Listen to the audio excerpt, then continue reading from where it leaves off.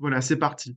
Alors, avant de rentrer dans le vif du sujet, peut-être un rappel pour celles et ceux qui sont nouveaux dans ces webinaires, un rappel de qui est We Take Care, de ce qu'on fait. Donc, on est une association qui agit sur l'inclusion numérique depuis 2016.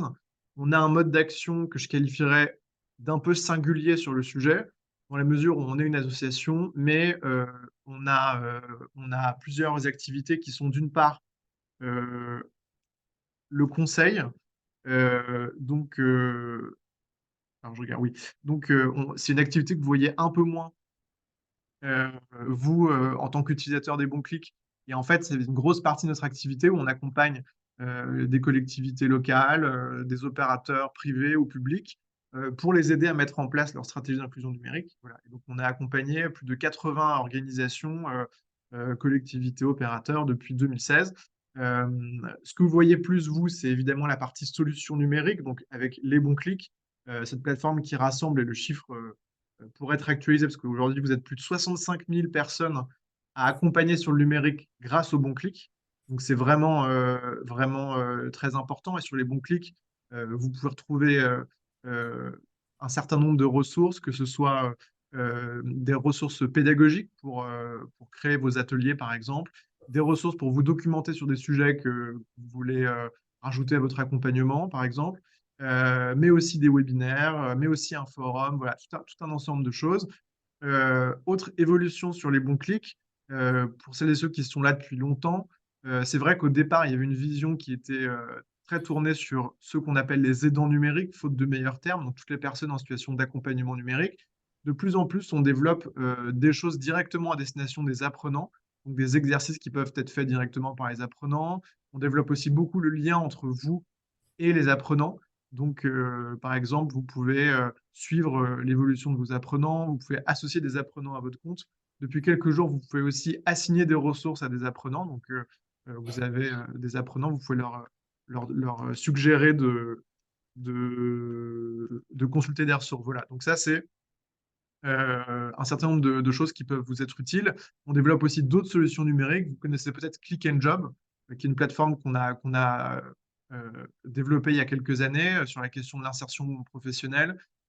Et on a aussi un autre dispositif qui s'appelle le Déclic, dont vous entendez peut-être un peu moins parler aussi, qui est un dispositif de détection et d'accompagnement des jeunes décrocheurs grâce au numérique. Donc en fait, on détecte des jeunes décrocheurs sur les réseaux sociaux et on les raccroche aux dispositifs pertinents pour eux, que ce soit un accompagnement qu'on fait nous-mêmes ou vers des structures tierces comme les missions locales. Donc voilà, il y a tout ça aussi dans We Take Care et au-delà des bons clics que vous ne voyez pas forcément. Et puis évidemment, il y a ce travail de sensibilisation. On a fortement participé à mettre en lumière le sujet dans le débat public, le sujet de l'inclusion numérique. Et ça, c'est au travers d'études, d'articles, d'interventions dans les médias, de création et animation d'événements, etc., etc. Voilà pour We Take Care et les bons clics. Euh, euh, donc, je l'ai dit, l'objectif de ce webinaire, euh, c'est de travailler cette question et cette articulation entre le numérique et le pouvoir d'achat, découvrir des solutions pour consommer moins cher grâce au numérique. Et j'ai marqué ici plus durable. Pourquoi? Parce que ce qui est intéressant dans ce sujet, c'est qu'on se rend compte qu'il y a souvent des solutions qui permettent à la fois de payer moins cher et d'avoir une consommation plus durable, plus vertueuse. Par exemple, acheter en seconde main. Même si ce n'est pas toujours le cas, évidemment. De toute façon, rien n'est une vérité absolue, mais disons que tendanciellement, c'est quand même intéressant. Et donc, on trouve ça intéressant de pas uniquement parler pouvoir d'achat, mais d'articuler, d'associer pouvoir d'achat et durabilité, et de montrer qu'en fait, une consommation durable, c'est pas l'apanage uniquement des personnes qui, entre guillemets, en ont les moyens, et qu'en fait, on peut allier ces deux choses, payer moins cher et avoir une consommation plus durable. Donc, en fait, on va parler d'un certain nombre de services. On va parler d'un certain nombre de ressources aussi qui peuvent vous aider à accompagner, notamment des ressources sur les bons clics. Et comme souvent dans les webinaires, les bons clics, on va pouvoir échanger. Donc, déjà, vous pouvez échanger entre vous dans le chat. Et aussi, on va voir le témoignage de Luc Marc, qui est conseiller numérique France Service et qui travaille beaucoup sur cette question-là et qui a une approche, je trouve, assez intéressante, je dirais surtout assez innovante sur le sujet. On va voir, il vous expliquera ça. Donc c'est intéressant de voir comment quelqu'un sur le terrain s'approprie ce sujet, transmet ce sujet. Et je trouve, et c'est pour ça que Luc était déjà venu il y a quelques mois et on voulait le refaire venir, parce que Luc a une méthode voilà, intéressante qui change un peu et je trouvais ça intéressant de pouvoir le faire témoigner. Donc Luc, d'ailleurs, Luc, si tu veux juste dire bonjour et te présenter rapidement avant de passer à la suite, tu es le bienvenu. Oui, donc bonjour. Donc moi c'est Luc Marc. Je suis conseiller, comme tu l'as dit, à France Service à mairie. Je travaille dans un petit village il y a un petit peu plus de 1 000 habitants.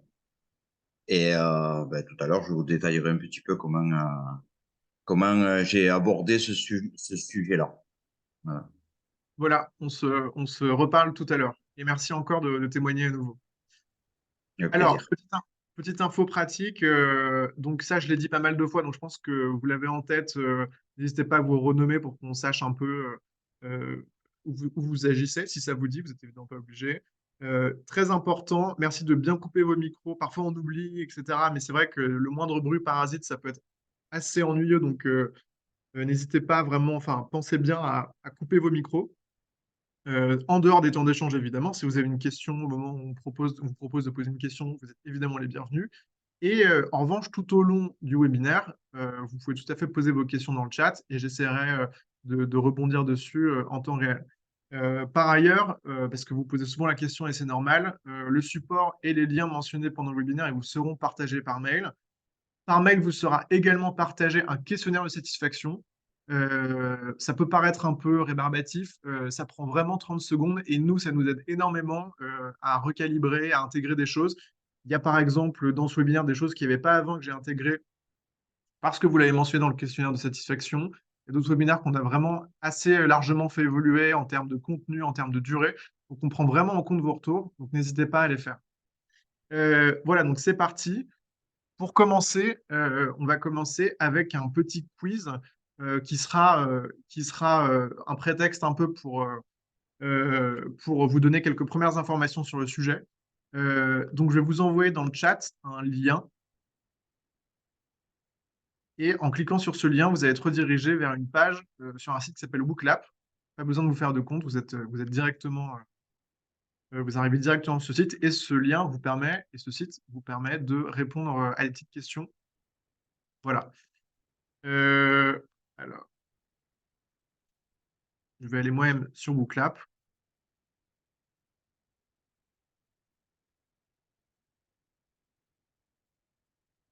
Alors, est-ce que vous voyez déjà tous bien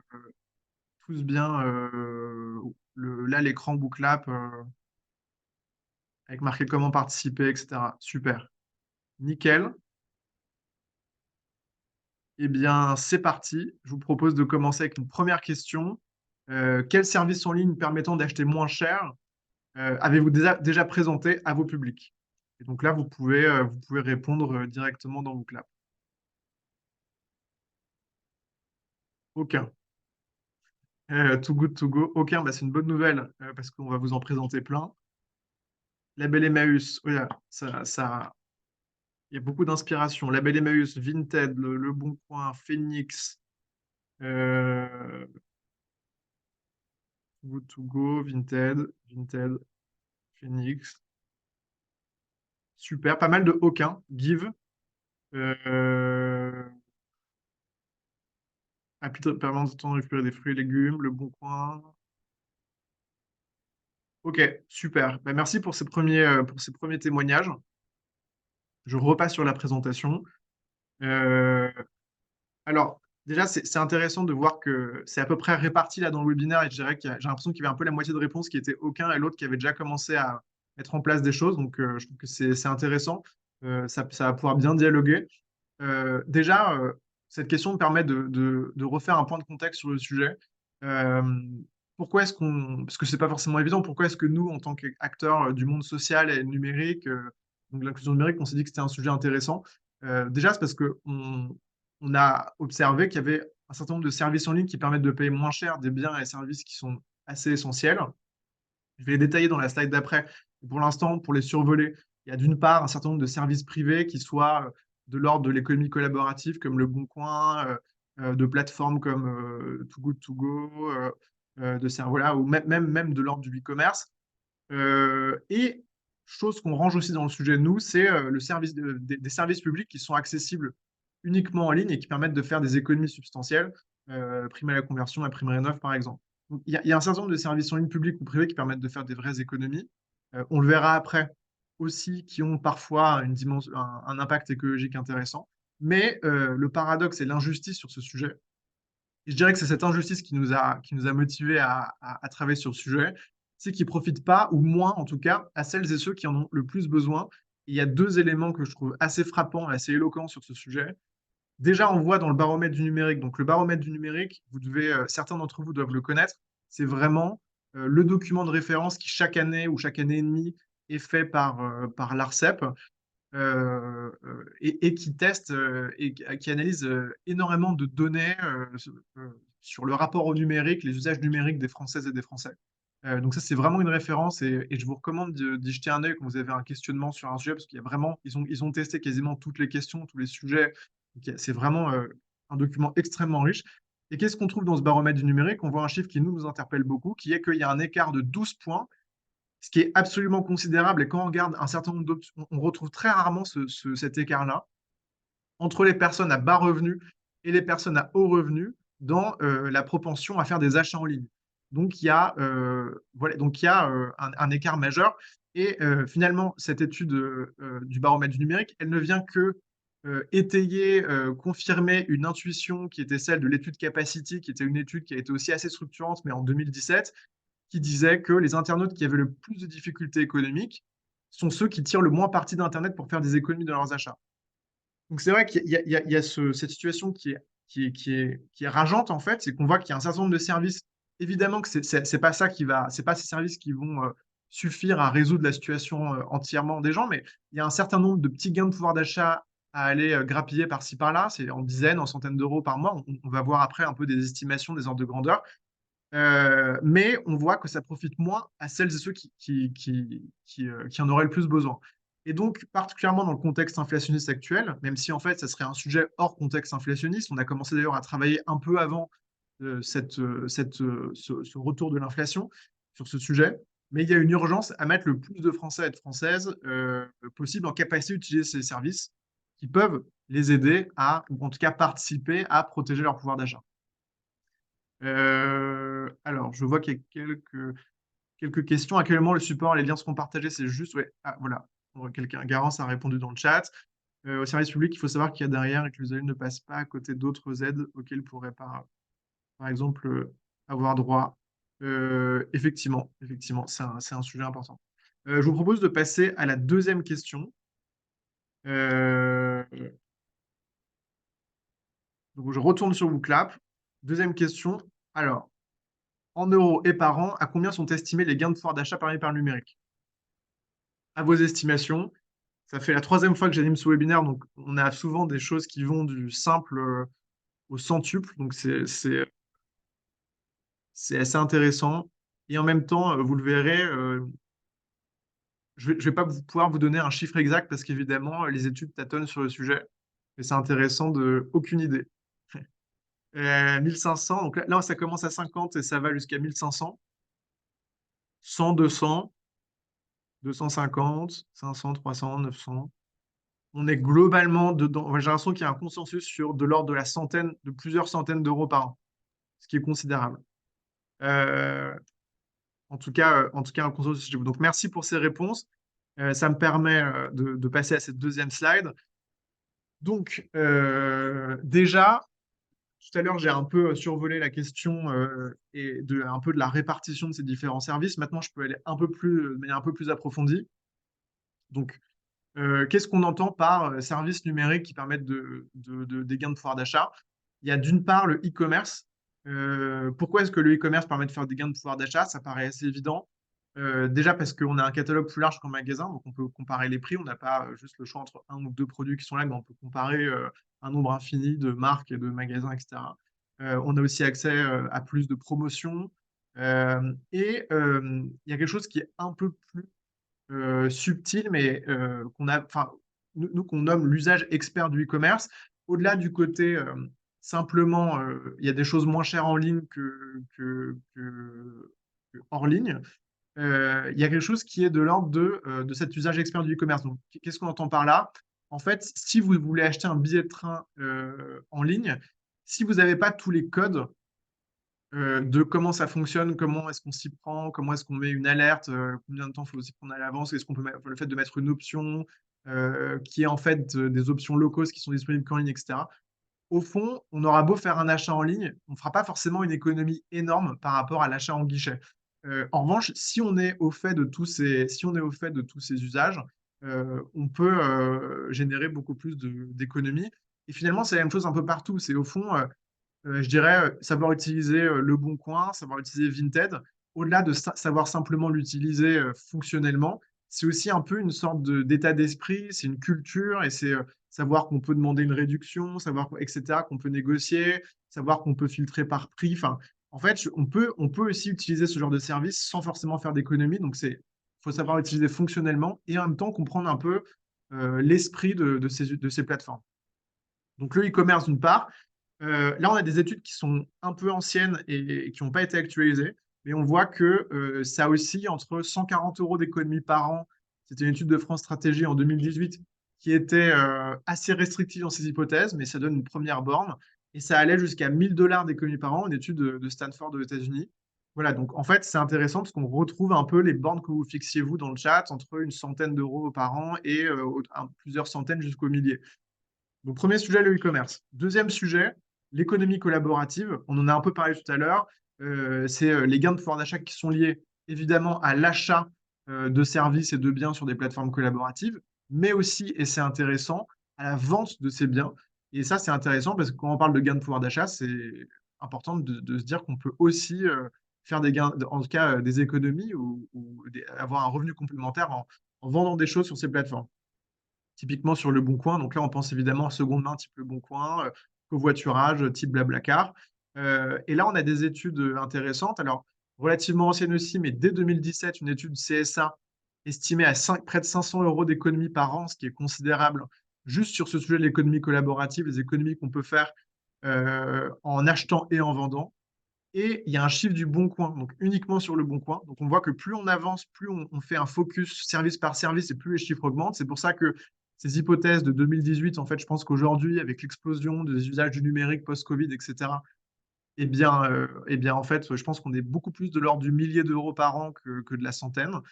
On voit que Le Bon Coin disait que, a communiqué sur ce chiffre, qu'en moyenne, les gens font 312 euros d'économie par an en utilisant leur plateforme. Donc on voit que c'est quand même assez considérable juste sur une seule plateforme quand on sait que les gens utilisent Le Bon Coin, Vinted, Too Good To Go, Back Market, des services de e-commerce, etc., etc., du cashback, etc. Voilà pour l'économie collaborative. Et enfin, aide publique, on en a un peu parlé tout à l'heure, certains dispositifs publics qui sont générateurs d'économie et uniquement disponibles en ligne, et donc qui sont conditionnés à une capacité d'usage du numérique. Évidemment, aucun de ces services n'est la panacée absolue, mais ça permet de faire des économies par-ci, par-là. Dernier élément, ces deux derniers exemples, économie collaborative et ces aides spécifiques qu'on a mentionnées, elles montrent ce que j'évoquais tout à l'heure, cette idée qu'on peut faire des économies de manière durable et qu'on peut à la fois avoir accès à de la consommation qui est moins chère et plus durable. Et ça, c'est quelque chose qui est important pour nous parce que c'est voilà, c'est important d'articuler les deux.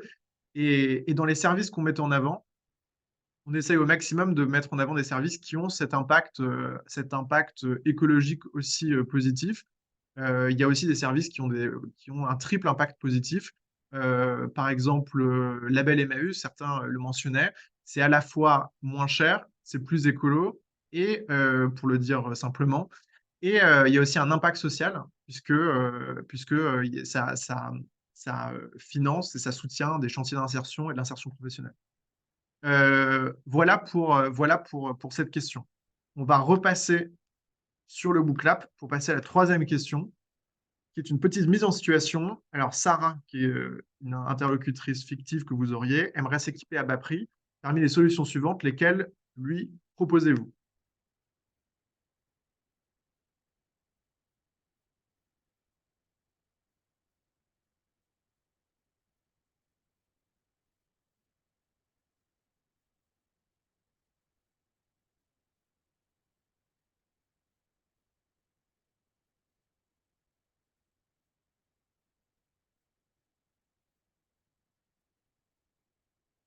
Alors,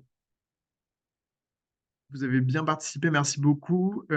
Alors, pour la première fois depuis que j'anime ce webinaire, on a Label Emmaüs qui prend les devants par rapport à Back Market. Intéressant, et je vois que ça a été beaucoup mentionné tout à l'heure. D'ailleurs, Label Emmaüs, on avait fait intervenir leur fondatrice lors d'une conférence qu'on avait animée sur ce sujet en mars dernier, que vous pouvez retrouver sur YouTube en replay. Effectivement, je le disais, ils ont une démarche intéressante. Voilà, donc Back Market et Label Emmaüs, on a un peu Rebuy et une personne e-commerce. Euh, Merci pour vos témoignages. Alors, voilà, ces questions, c'est un petit prétexte pour vous donner quelques infos. Quelques éléments sur le reconditionné. Déjà, important de se rappeler qu'au fond, parce que surtout sur les bons clics, on parle beaucoup des usages, parce que nous, c'est notre porte d'entrée dans le sujet, mais important de se rappeler que un Français sur quatre rencontre au moins un frein matériel à l'usage du numérique, parce que son équipement est petit 1 obsolète ou petit 2 qui n'a carrément pas d'équipement du tout. Ça, c'est un chiffre aussi du baromètre du numérique que je vais citer un certain nombre de fois dans ce webinaire. Donc, super important cette question de l'équipement. Et ce qui peut paraître un peu paradoxal en tout cas, mais c'est qu'effectivement, le numérique permet d'accéder à du numérique. Enfin, finalement, il y a des solutions numériques type Back Market, type Label Emmaüs, type e-commerce ou Rebuy qui permettent de favoriser l'inclusion numérique. Ça peut paraître paradoxal, mais en fait, ça ne l'est pas. Voilà. Et donc, pour revenir déjà sur qu'est-ce qu'un appareil reconditionné, je pense que vous le savez, mais en tout cas, c'est un appareil, un produit d'occasion qui est remis en état pour qu'il fonctionne comme un neuf. Donc, c'est un produit qui a déjà été utilisé, qui a été reconditionné par des professionnels et qui est remis en état et qui coûte donc moins cher. C'est par ailleurs aussi beaucoup plus écologique parce que ça permet de pas avoir à recréer un ordinateur, enfin acheter un ordinateur neuf, ça permet de repartir d'une base technologique qui existe et simplement de la remettre à neuf. Après, vous donner un peu un élément global sur le reconditionné. Globalement, vous avez beaucoup mentionné Back Market, c'est donc le géant français du reconditionné. Ce qui est important de comprendre, c'est que Back Market, c'est pas eux qui reconditionnent, c'est une place de marché. Donc en fait, ils mettent en lien des reconditionneurs et des clients, à la différence d'autres plateformes qui, eux, reconditionnent eux-mêmes leur équipement. Voilà, donc ça, c'est un peu en fonction de ce que vous voulez soutenir comme démarche. Enfin, de toute façon, c'est important aussi d'avoir des gros acteurs qui peuvent assurer une offre importante. Et en même temps, il y a des acteurs peut-être un peu plus petits, mais qui le font eux-mêmes. Voilà, donc important qu'il y ait ces différentes natures d'acteurs. Et enfin, Label Emmaüs, ce que je disais tout à l'heure, c'est que la particularité en plus, c'est qu'ils font ça, mais que eux, ils font ça dans le monde de l'économie sociale et solidaire et de l'insertion professionnelle. Donc, il y a en plus, quand on achète quelque chose sur Label Emmaüs, on finance aussi un modèle d'insertion professionnelle qui est intéressant.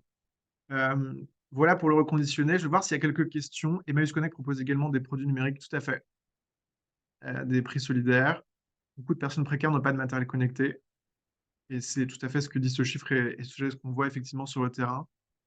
Euh, j'ai une question, je vois une question tout à l'heure. Est-ce que ça ne pousse pas à consommer plus? C'est une très bonne question. Évidemment, comme je le disais, euh, en fait, ça, c'est pas la panacée. De toute façon un outil, un service, c'est relativement neutre. Ça dépend vraiment de comment on l'utilise. Donc, évidemment, si en fait on achète sur le bon coin, mais qu'on devient un peu accro au bon coin, et qu'on commence à acheter beaucoup plus, s'il y a une sorte d'effet rebond, bah ça, évidemment, c'est pas bien. Donc, c'est vrai que c'est important, je pense, si vous décidez mais ça, c'est comme pour tous les services, en fait, comme pour tous les sujets, mais si vous décidez d'en parler, c'est important de faire comprendre aux gens ça, en tout cas de faire un petit volet d'information sur le sujet en disant voilà, c'est des services qui sont très intéressants, mais il ne faut pas non plus se dire que du coup, ça permet de consommer de manière illimitée. Voilà, je pense que c'est un point très important que vous avez soulevé. Je vois que le temps file, donc je vais passer à la question suivante. Dernière question de ce petit quiz. Alors, autre mise en situation, René, que vous accompagnez régulièrement dans votre structure, vous exprime un jour que tout devient cher pour faire ses courses alimentaires en ce moment. Il a entendu parler de Too Good To Go et vous demande plus d'informations. Dans vos mots, comment est-ce que vous lui présenteriez cette application? Pour celles et ceux qui ne connaissent pas Too Good To Go, je vais vous mettre ici la page d'accueil du site qui vous donne quelques infos. Je vous laisse une petite minute et je reviens vers vous. L'idée, c'est voilà, en quelques lignes, comment est-ce que vous présenteriez Too Good To Go à une personne qui vous exprime ce sujet?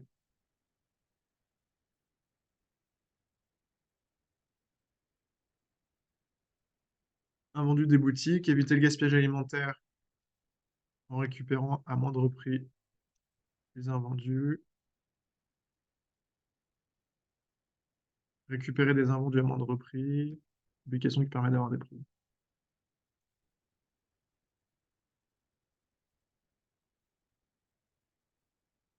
Super, bah, merci beaucoup pour vos réponses. Il y a plein de choses et vous êtes totalement dans le sujet. Partage du prix, verser des produits, l'économie risée.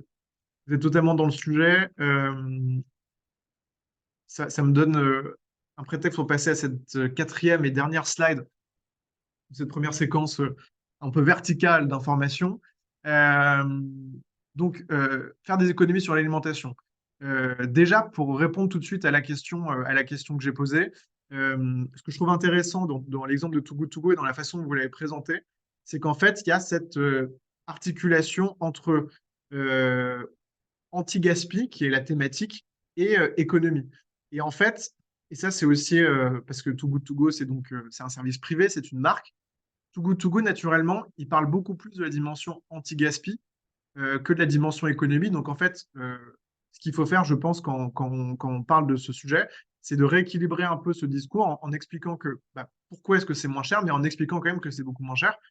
Parce qu'effectivement, si on va juste sur Too Good To Go, c'est pas forcément évoqué en premier. Ils parlent beaucoup de la dimension anti-gaspi, ce qui est normal parce que c'est vraiment leur singularité, leur valeur ajoutée. Euh, donc, je pense que c'est important. Et aussi, par ailleurs, c'est important d'expliquer comment ça fonctionne. Donc, un panier coûte entre 3 et 5 euros environ. Euh, et je pense que ce qui est important, c'est expliquer quand même les contraintes. Parce que Too Good To Go, c'est pas juste on arrive quelque part et c'est juste moins cher.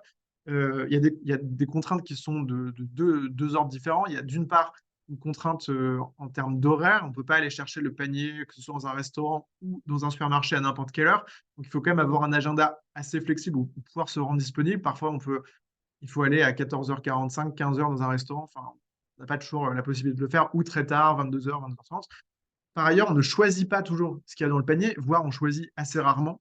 Et donc, il faut aussi comprendre ça. Donc, c'est vrai que c'est moins cher, mais que potentiellement, il faut aller à 22h au restaurant pour aller récupérer un panier de choses qu'on n'a pas choisies.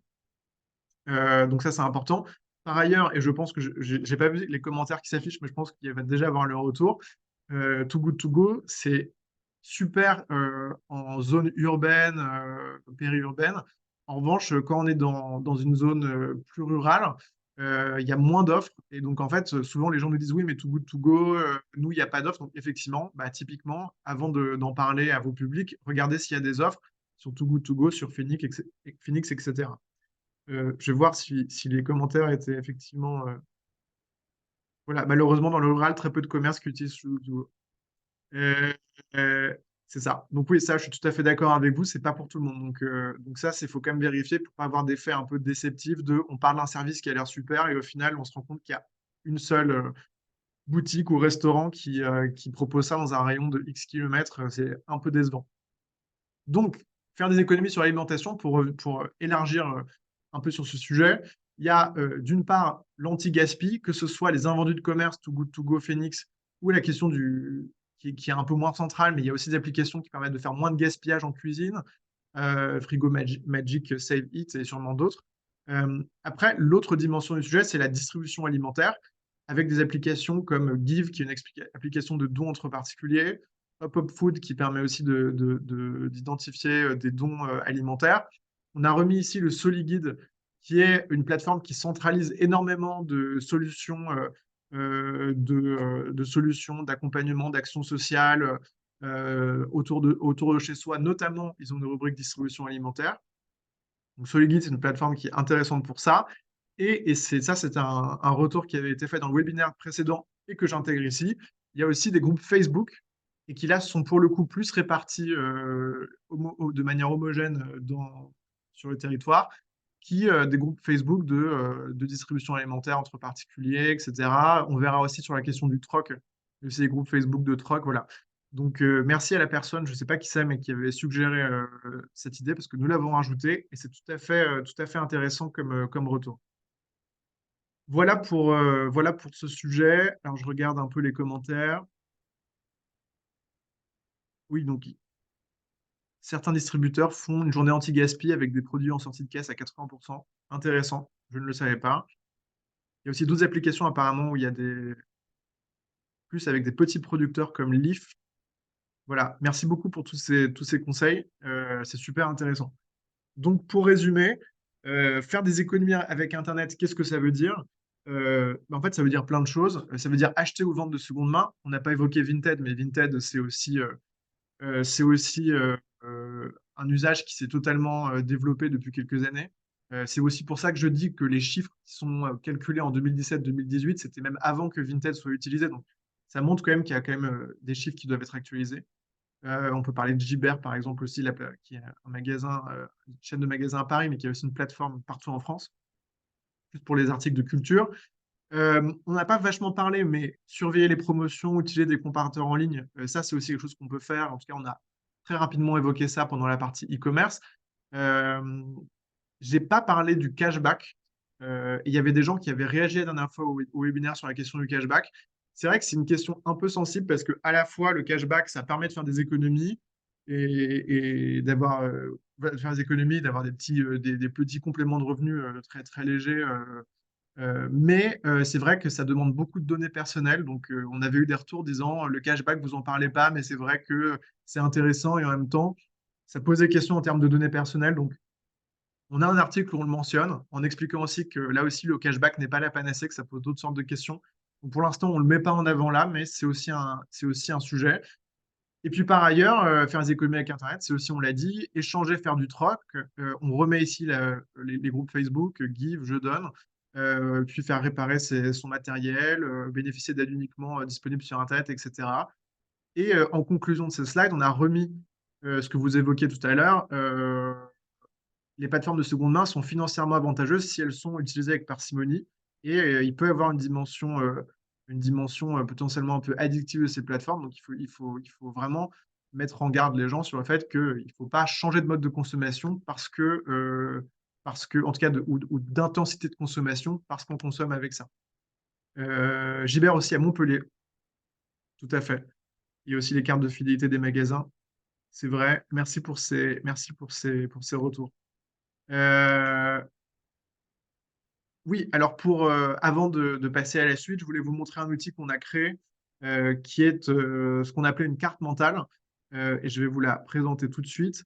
En fait, c'est un outil, d'ailleurs, on va l'actualiser parce qu'on l'a fait il y a environ un an. Il y a plein de choses entre tout ce que vous nous donnez comme information, comme exemple qu'on n'avait pas en tête et puis des choses qu'on a identifiées depuis. Donc, c'est un outil qui vous permet qui recense un certain nombre de bons plans numériques sur toutes ces différentes catégories, se déplacer, se nourrir, se loger, s'équiper en numérique, la seconde main en ligne, paiement sécurisé, trouver des promotions, obtenir un coup de main. Et donc, comment ça marche? On voit en fait que on clique et ça ressemble à une sorte d'arbre de décision où à la fin, on aboutit sur un certain nombre de services. Voilà. Et donc ça vous permet, vous, déjà de trouver assez facilement. Vous pouvez aussi la donner à vos publics pour qu'ils puissent retrouver ça. On voit qu'ici, on a mis le cashback, par exemple, euh, etc., etc. Euh, voilà. Donc ça, c'est un outil qui peut vraiment vous être utile et de toute façon, il est dans la présentation que vous allez recevoir. Donc, pas d'inquiétude, vous allez recevoir, le lien est dans la présentation. Vous allez le recevoir cet après-midi. Et au pire, si vous êtes impatient, je vais essayer de vous l'envoyer d'ici la fin du webinaire. Et voilà. De toute façon, et si vous êtes vraiment très très impatient, vous pouvez aller sur les bons clics, scroller dans la partie médias et retrouver ça. Si vous voulez faire de l'archéologie de contenu, vous pouvez le faire aussi. Euh, voilà, c'est fini pour cette première partie. On va passer désormais à la partie de témoignage avec Luc Marc. Euh, donc, est-ce que Luc est toujours là? Oui, oui, je suis là. Merci beaucoup, Luc. Donc, qui est conseiller numérique dans l'Aude. Et donc, Luc, ça nous intéresse d'entendre la manière dont en tout cas, ça m'intéresse que les gens puissent entendre la manière dont tu abordes ce sujet, des bons plans numériques dans ta pratique de l'accompagnement. Peut-être pour commencer, est-ce que tu peux nous présenter le contexte dans lequel tu interviens et ton action en tant que conseiller numérique? Tu l'as dit très rapidement, et peut-être quelques informations en plus sur ton action. Oui, donc moi, bon, pour ceux qui sont arrivés après, donc je travaille en mairie, donc je suis conseiller numérique en mairie, dans un petit village d'un petit peu plus de 1 000 habitants, où la proportion des personnes que je reçois, ce sont surtout des personnes âgées. Beaucoup dans les villages, eh ben, ils sont éloignés du numérique et ben, par les services du numérique qu'on leur apporte, on essaye, on va dire, de les rapprocher du numérique. Alors, comment moi j'ai abordé ce sujet de moi, pour savoir déjà, je suis en poste depuis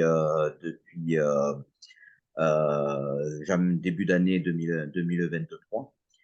Et j'ai tout au long de l'année là, reçu des personnes, que ça soit en individuel ou en collectif, sur différents ateliers. Donc, beaucoup sur la découverte du numérique, beaucoup d'apprentissage. Et moi, ce que je fais, c'est que je suis à l'écoute de ce faut être à l'écoute des personnes qu'on reçoit et de voir quels sont leurs besoins, au niveau du numérique et comment moi j'entendais beaucoup, par exemple, ben, la vie elle est chère, j'arrive pas à faire ça, j'ai besoin de ci, j'ai besoin de ça. Et donc j'ai eu l'idée donc de créer un débat, je l'ai fait sous forme de débat, un débat où c'est que j'ai invité toutes les personnes qui venaient dans mes ateliers numériques en individuel ou en collectif, et on l'a aussi ouvert à la population, justement sur le pouvoir d'achat et comment l'améliorer. Et, et pourquoi je l'ai fait comme ça? Parce que vous allez dire à des personnes, ben, je vais vous présenter telle application, mais est-ce que ça l'intéresse, cette application-là? Est-ce que c'est ça qu'ils recherchent? Est-ce que c'est... Voilà. Donc, il faut arriver à cerner qu'est-ce qui est intéressant. Et vous en avez parlé tout à l'heure, et il y avait des questions qui étaient là-dessus aussi. Euh, euh, on est dans un village et on n'est pas en ville. Tout à l'heure, on parlait de Togo. Ben, bien sûr, quand on est dans un village, est-ce que cette application, elle est intéressante de la montrer ou pas? Voilà. Donc, j'ai donc créé ce débat qui permet justement, et c'est là qu'on est surpris, de voir les personnes, qu'est-ce que déjà elles utilisent. Moi, j'utilise telle application, pourquoi je l'utilise, etc., etc. Voilà un petit peu comment j'ai, on va dire, lancé ce débat et qui a été très intéressant et qui permet après, on va dire, ben, à ces personnes-là, dire, ben, t'as parlé pendant ce débat-là, tu as parlé de telle application. Par exemple, imaginons WeWord. Ben, moi, j'aimerais bien que tu me montres un petit peu comment elle fonctionne et qu'est-ce qu'elle va me permettre de gagner, d'avoir, etc. Et, Voilà et un ce que je petit peu comment j'ai lancé le débat. Et ce que je trouve intéressant, Luc, dans ton approche, c'est que, en fait, pour moi, il y a quand même quelque chose dans ce sujet qui est particulier par rapport à d'autres sujets de la médiation numérique, c'est que là, on se parle de pas mal de services qui sont privés. Et donc, c'est vrai que souvent, il y a des gens qui nous demandent, mais enfin, on sent qu'il y a un peu, oui, qu'il y a un peu une peur en se disant, bah, c'est vrai que je ne sais pas trop comment conseiller des services privés, parce que est-ce que c'est de la pub, etc. Et en fait, ce que je trouve intéressant dans ta démarche et qui résout en partie ce problème, c'est de dire, je pars à la fois des attentes et des témoignages des gens. Et je trouve que ouais, c'est ça que je trouve intéressant dans cette dimension très participative que tu mets en place. C'est voilà, c'est de partir du témoignage, du retour d'expérience et des besoins des gens. Ce qui fait qu'après, je trouve que voilà, il y a moins cette dimension verticale qui pourrait poser question en disant ouais, pourquoi tu parles de ce service versus ce service. Mais là, en fait, vraiment ouais, de partir des échanges et des points qui sont remontés par les gens, je trouve ça intéressant. Et puis intéressant aussi, cette articulation collectif-individuelle. Et le fait que tu le dises, si finalement ça marche un peu à deux bandes, il y a d'une part cette instance en collectif, puis ensuite des gens qui reviennent te voir, te poser des questions, et après ça fait de l'accompagnement un peu plus individuel. Donc ça, effectivement, Tout à je trouve ça fait. intéressant, ces deux éléments. Tout à fait. Le fait d'être à l'écoute en amont permet de se dire, eh ben, je vais pouvoir parler pendant ce débat de telle montrer telle application plutôt qu'une autre. Si je reviens sur To Go, si on parle de cette application, pourquoi perdre un quart d'heure là-dessus alors que cette application, dans le lieu où on est, elle n'y est pas, ou elle va pas apporter quelque chose. Alors, on peut aussi, moi, là où je suis, ça n'existe pas, mais par contre, je vais essayer de voir qu'est-ce que c'est que je peux leur apporter qui va être dans la même directive.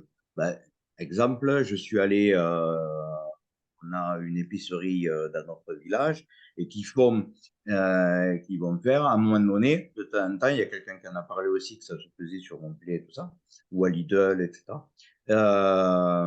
Où c'est qu'il va y avoir des moments où c'est qu'il va y avoir des prix, des paniers à prix réduit. Tout le monde ne le sait pas. Donc, c'est toujours intéressant de pouvoir leur apporter ça. Voilà, il n'y a pas cette Et application, mais il y en a une autre.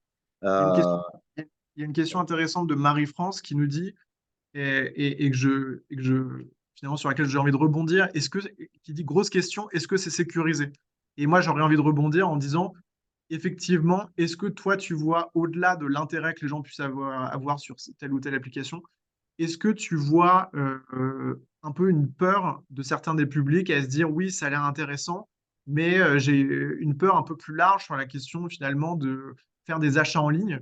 On sait que la question de la protection des données, notamment données bancaires, de la peur des arnaques, etc., c'est quelque chose qui freine certains publics beaucoup sur le numérique. Et donc, est-ce que toi, c'est quelque chose que tu as pu observer dans ces échanges-là? Et si oui, comment est-ce que tu travailles pour désamorcer un peu ces peurs et mettre en capacité les gens de pouvoir être autonomes et sur ces questions du numérique, notamment du numérique transactionnel, quoi, du numérique lié aux achats?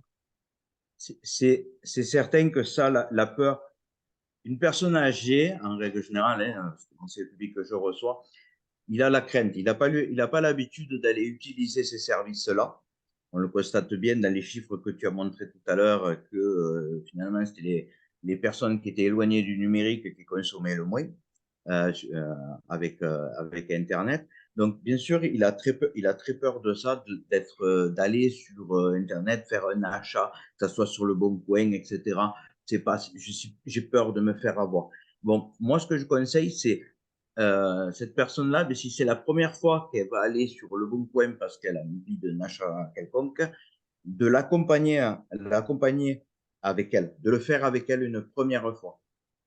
Vous la guidez, Mm. et au moins, ça vous permet de se dire, ah ben oui, finalement, c'était pas plus compliqué que ça. C'était pas, vous allez la guider en lui disant, mais voyez, vous n'allez pas enregistrer votre mot de passe, vous n'allez pas faire ci, vous n'allez pas faire ça. Accompagner-la, être à l'écoute de cette personne-là qui n'a pas l'habitude. Et après, une fois qu'elles ont fait une fois, après, elles seront capables de le faire toutes seules. Ok, Je sais pas si j'ai répondu tout à fait à la question, mais voilà. tout à fait, non, c'est très intéressant. Et peut-être, alors n'hésitez pas d'ailleurs si vous avez des questions dans le chat, à la fin on prendra un moment où vous pourrez poser vos questions à l'oral, mais si vous avez déjà peut-être une ou deux dernières questions dans le chat, on peut les prendre avant de passer à la suite. Sinon, on fera ça à la fin. Peut-être pour terminer, est-ce que tu as une histoire un peu, une histoire d'accompagnement sur le sujet à nous raconter? Je ne sais pas, de quelqu'un que tu as vu qui avait un peu, je sais pas, peur de ça, qui a fini par s'en saisir, ou est-ce que tu as des exemples un peu une belle histoire à nous partager sur le sujet? Ben, une histoire un peu drôle qui m'est arrivée. Mais justement, je vous parlais tout à l'heure de WeWorld. Et une personne qui vient me voir après, donc après quelques jours après ce fameux débat, et il me dit, ben, je marche beaucoup. Je marche beaucoup et j'aimerais bien pouvoir avoir WeWorld. Il m'avait Déjà, dit pendant le expliquer débat que expliquer ce que c'est, vous pouvez être. expliquer ce que c'est WeWorld. Oui. Alors, WeWork, c'est une application qui permet d'être rémunéré par le fait de marcher. Donc, vous marchez, vous comptabilisez vos pas. Tous les jours, vous validez vos pas que vous avez fait et vous êtes rémunéré, si vous voulez, en Word.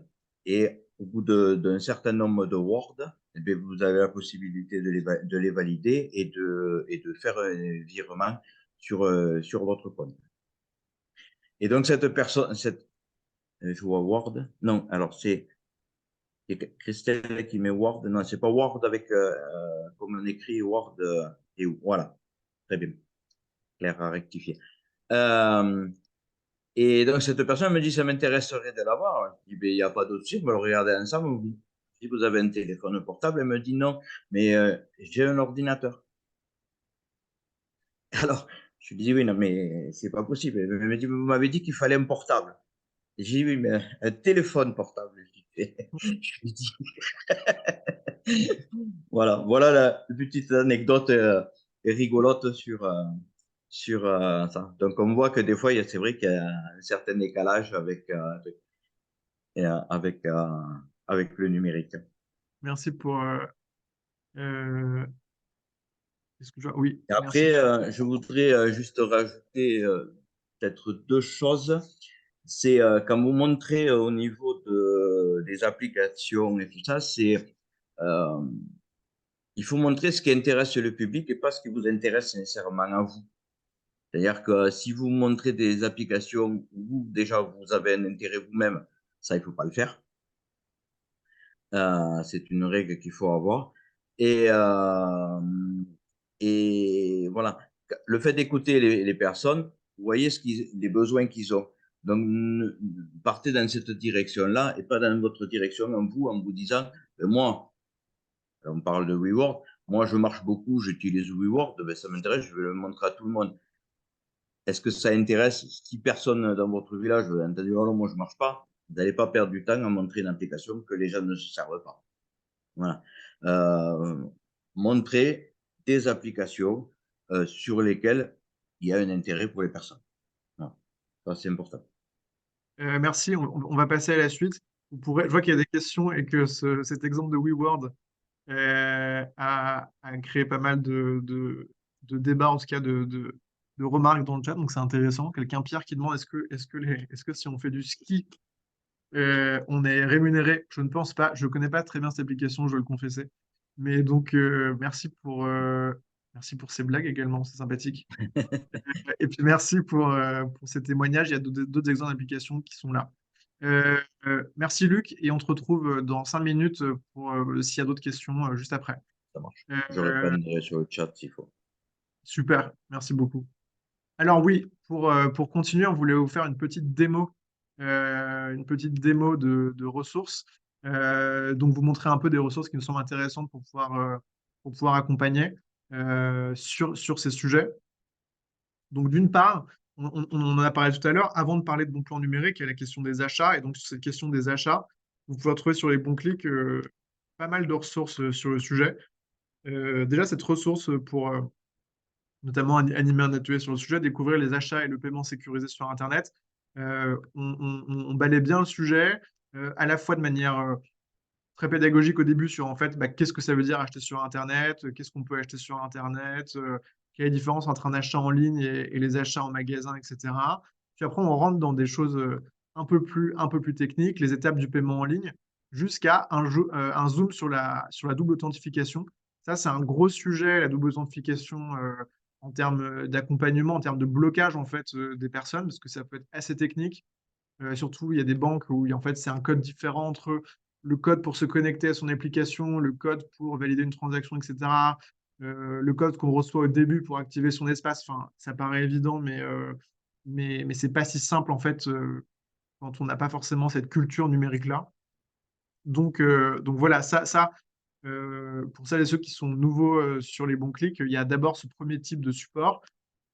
Ensuite, on a un exercice interactif, donc ça, que les personnes peuvent faire en autonomie ou en autonomie supervisée. Donc ça, c'est dans le cadre d'un atelier collectif ou d'un accompagnement individuel pour que la personne le fasse un peu en autonomie. Ça permet voilà, de simuler dans un environnement relativement réaliste un achat en ligne, et donc de passer par ces étapes et ça permet d'avoir moins peur derrière quand on le fait en vrai. Ça permet aussi de faire des exemples en conditions relativement réelles sans le faire sur vraiment un vrai achat avec les vraies coordonnées bancaires. Il y avait quelqu'un qui posait cette question. Évidemment, il y a cette question RGPD, confidentialité. Donc, ces outils sont faits pour ça. Et ensuite, pour chaque module, vous avez une trame d'animation. Donc ça, c'est le pendant finalement de la ressource à projeter. Ça vous permet en fait, on pré-mâche le travail sur l'animation de l'atelier. Donc après, évidemment, libre à vous de faire comme vous voulez, mais ça vous donne une première forme de trame. Et typiquement, si vous n'avez pas le temps, vous avez envie de le faire, mais vous n'avez pas le temps de beaucoup préparer, vous avez déjà ça qui est sur étagère et que vous pouvez utiliser comme ça et qui fonctionne bien.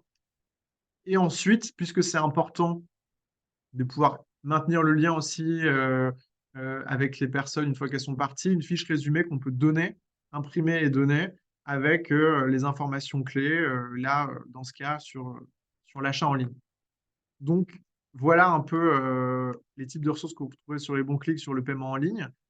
Ensuite, spécifiquement sur les bons plans numériques, on a développé un certain nombre de ressources. Déjà, une série d'articles euh, pour vous aider à vous informer, mais aussi pour transmettre des informations à vos publics. Là, en fait, on a pris celui de manière assez méthodique. On a fait vraiment catégorie par catégorie. Donc, d'abord, on a travaillé sur les services publics. Donc, notamment, ma prime rénov, on a fait un gros travail de pédagogie sur comment ça fonctionne, toutes les étapes. Il y a beaucoup de, il y a beaucoup de personnes qui rencontrent des problèmes. Il y a même des groupes Facebook de personnes qui s'entraident sur comment est-ce qu'on fait pour utiliser ma prime rénov. Entre-temps, il y a des conseillers ma prime rénov qui existent, etc. Mais c'est une démarche qui est complexe. Et donc là, on aide les personnes à comprendre et on vous aide aussi à pouvoir mieux appréhender ce sujet. Ça, c'est sur le volet service public. Ensuite, on a fait ce travail par grande thématique. Donc, sur la question de la mobilité, on a assez peu évoqué les trains, enfin, voilà, utiliser SNCF Connect, réserver un ticket enfin, les bus, etc., et le covoiturage, l'autostop, etc. Parce qu'effectivement, il y a des solutions numériques de l'autostop. Bon, là, on est sur quelque chose d'un peu niche, mais le covoiturage, c'est important. Matériel numérique et connexion, ça, on en a parlé tout à l'heure, back market, label Emmaüs, etc. Numérique et seconde main, évidemment, Le Bon Coin, mais c'est vrai qu'on n'a pas cité, je l'ai passé un peu vite, mais vous pourrez tous retrouver ça sur les bons clics dès maintenant. Seconde main, il faut aussi mentionner eBay, Facebook Marketplace et aussi Vinted, etc. Puis à chaque fois, il y a aussi des plateformes de seconde main plus spécifiques sur des sujets, l'équipement sportif, etc. Et depuis quelques mois, on travaille un nouveau sujet. En fait, l'année dernière, on a vraiment creusé les thématiques qui étaient, disons, de l'ordre d'un niveau 1 de priorité, qui était essentiel, des services publics assez essentiels, ou l'alimentation, la mobilité, etc. Là, on développe d'autres sujets qui nous semblent tout aussi essentiels. Et donc, c'est l'accès à la culture et l'accès au divertissement. Et récemment, on a sorti cet article sur 7 bons plans numériques en temps d'inflation liés à la culture. Et donc, c'est important parce qu'on n'a pas forcément en tête tout ce qui existe gratuitement, en fait, grâce au numérique sur la culture.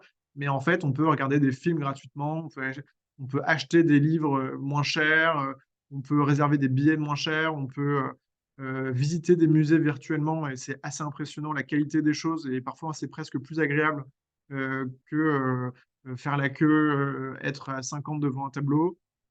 Il y a des cours d'histoire de l'art en ligne totalement gratuits qui sont faits par la Sorbonne, etc. Enfin, il y a évidemment le pass culture pour les 15-18. Donc il y a quand même des choses assez folles en termes de qualité et de prix. Et c'est vrai qu'on n'a pas forcément toujours en tête que ces choses existent. Et donc c'est pour ça qu'on voulait vous en parler. Et on a récemment fait le pendant loisir avec activités sportives, activités type jeux de société, activités sorties, etc., séjours, vacances, etc. Donc ça, voilà, plein de sujets qu'on a thématisés. Et ça, pour vous, en plus de cette carte mentale qu'on a présentée tout à l'heure, ce sont des outils qui vous permettent aussi très rapidement, nous on a fait tout ce travail de recherche, donc ça vous permet très rapidement d'avoir plein d'idées de services à partager, etc. Euh, Ensuite, j'ai montré tout à l'heure les ressources qu'on avait sur l'achat en ligne. On a le même genre de ressources sur les bons plans numériques. Je ne vais pas vous la redérouler là, mais globalement, on a un support à projeter ou qu'on peut aussi utiliser en autonomie, une trame d'animation, une fiche résumée. On a aussi des ressources externes, donc on vous a listé des liens vers Le Bon Coin, Give, enfin plein d'applis de Too Good To Go, Blablacar, vers plein de tutos et de pages intéressantes sur le sujet. Je vois qu'il y a pas mal de commentaires, je vais voir si je peux en répondre à certains. Ah non, c'est des débats. Oui, tout à l'heure, on est toujours sur WeWard. Décidément, WeWard, ça crée de l'échange. Je le retiens pour les prochains. Mais c'est vrai que c'est vrai que, et pour le coup, peut-être que on pourra te poser la question juste après, Luc, mais c'est vrai que quelqu'un disait quel est le modèle économique de WeWard et ne connaissant pas bien ce service, j'avoue que je ne sais pas, mais peut-être que tu en sais plus. Je regarde juste si j'ai encore. Voilà, vous aviez en résumé plein de ressources. De toute façon, tout est sur les bons clics. Et voilà, on peut passer aux questions-réponses. Il nous reste malheureusement qu'une minute. Mais peut-être que Luc, tu peux répondre sur cette question de WeWard. Je ne sais pas si tu sais comment ça fonctionne exactement en termes de modèle économique. C'est vrai que ça paraît singulier. Mais Ben, je n'en sais pas trop plus là-dessus. Je sais que, bon, après, moi perso, je sais que je l'utilise. Après, sur le modèle économique qu'il en est, je ne le connais pas plus que ça. Voilà, je veux Ça marche pas. comme cashback. ça Ouais, C'est c'est le, un marche. peu. sy- Ouais. c'est le système du cashback, en fait. C'est les words qu'on obtient. Ça Ouais. permet d'aller acheter des choses sur des enseignes. Donc, en fait, c'est les enseignes qui euh, donnent à WeWord des points ou de la valeur qu'elle redistribue aux gens qui utilisent WeWord. Et une fois qu'on a obtenu ces points, bah, on peut aller acheter sur des enseignes avec les points obtenus. Par Ok. contre, pour l'argent, je ne sais pas comment on peut le récupérer exactement. Mais Par virement. Moi, j'avais fait par virement sur PayPal. euh, alors, et je vois qu'il y a d'autres questions. Voir des films. Alors oui, alors voir des films. MK2, il y a une offre qui est un peu spécifique, qui est il y a quelques films gratuits par mois sur une plateforme. On l'a mis parce que c'est toujours intéressant. Après, moi, ce que je trouve intéressant et qui est une vraie ressource qui est potentiellement sous-utilisée, c'est le replay sur des plateformes type Arte, type Ouais. TF1, M6, enfin toutes les chaînes.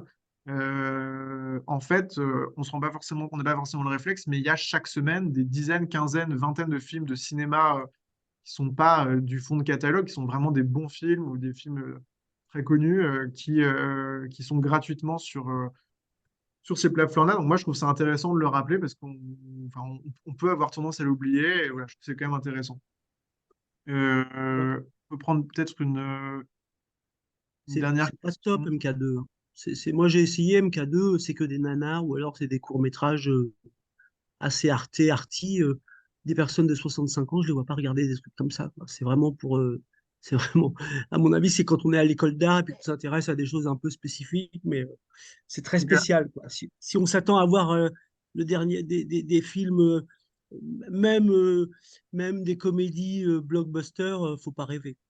Oui, c'est ça. Après, chaque plateforme a un peu son identité, mais effectivement, il y a aussi TF1, France Télé, où il y a plein de choses. Arte, il y a plein de choses, et pas que des choses. Il y a des choses assez variées, notamment pas mal de documentaires qui sont super. Voilà. Merci à toutes et à tous pour tous ces commentaires et toutes ces suggestions. C'est la fin de ce webinaire. Voilà, je remercie aussi la Fondation CTLM qui nous finance et qui finance et soutient ce programme sur les bons plans numériques. Donc, c'est grâce à eux qu'on a pu mettre tout ce temps de recherche et de production d'outils. Donc voilà. On vous envoie on vous envoie la présentation par mail. On vous envoie également dans le chat le lien, voilà, il vient de vous être envoyé, le questionnaire de satisfaction post-webinaire. Comme je le disais, voilà, il est dans le chat, cliquez dessus, répondez. Ça vous prend une minute, mais pour nous, c'est super utile. Donc, n'hésitez pas. Et merci beaucoup. Et à très bientôt sur les bons clics. Il y a plein de webinaires qui arrivent. Je les ai plus en tête tous par cœur, mais vous pouvez retrouver sur notre page Eventbrite tous les prochains webinaires. Je sais notamment de tête que on a un café numérique qui est un nouveau rendez-vous depuis le début du semestre avec Famille Rurale la semaine prochaine. Donc, si vous voulez, c'est un autre format, un peu plus, voilà, c'est très centré sur l'échange avec un acteur social qui mène des choses dans les territoires. Donc là, en l'occurrence, c'est avec Famille Rurale. Et c'est dans une semaine. Merci à toutes et à tous d'être venus aussi nombreux et à très bientôt. Merci.